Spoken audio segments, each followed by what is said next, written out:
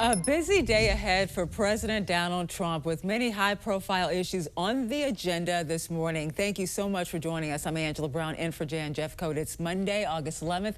We have a lot to talk about this morning, from crime to business, foreign policy, and what the president is doing about all three. President Trump is gearing up for a high-stakes meeting with Russian President Vladimir Putin. It looks like here in the U.S. it could happen on Friday to try to end the war in Ukraine.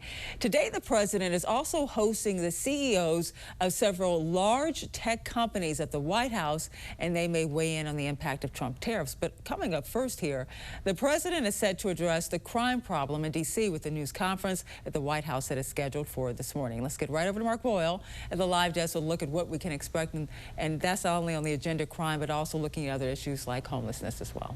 Several things on the agenda this morning. About an hour from now, 10 o'clock Eastern, Angelo, is that when the president will hold that news conference at the White House, where he's expected to roll out his plan to tackle crime in Washington, D.C.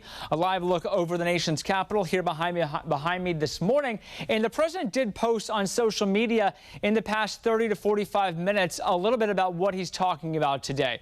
He says Washington, D.C. will be liberated today. He says the scum will disappear. I will make our capital great again. The days of ruthlessly killing, hurting innocent people are over.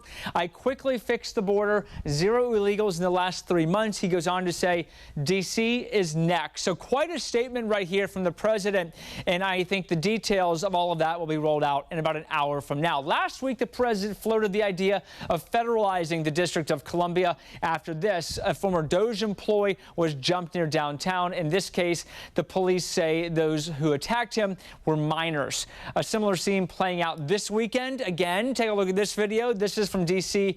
The police. This is the Navy Yard area. Many juveniles taken away in handcuffs right there. D.C. police say that a group of teens packed the Navy Yard. D.C. police also say a teen boy was arrested for firing a stolen gun in the crowd just hours after this incident. D.C. officials instituted a youth curfew for areas near the Navy Yard. If you're unfamiliar, if you don't live in the area, that's about 3 miles south of the White House.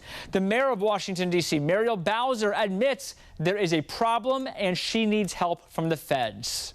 We do need the federal government's help, as I mentioned, because they have an outsized influence on our criminal justice system.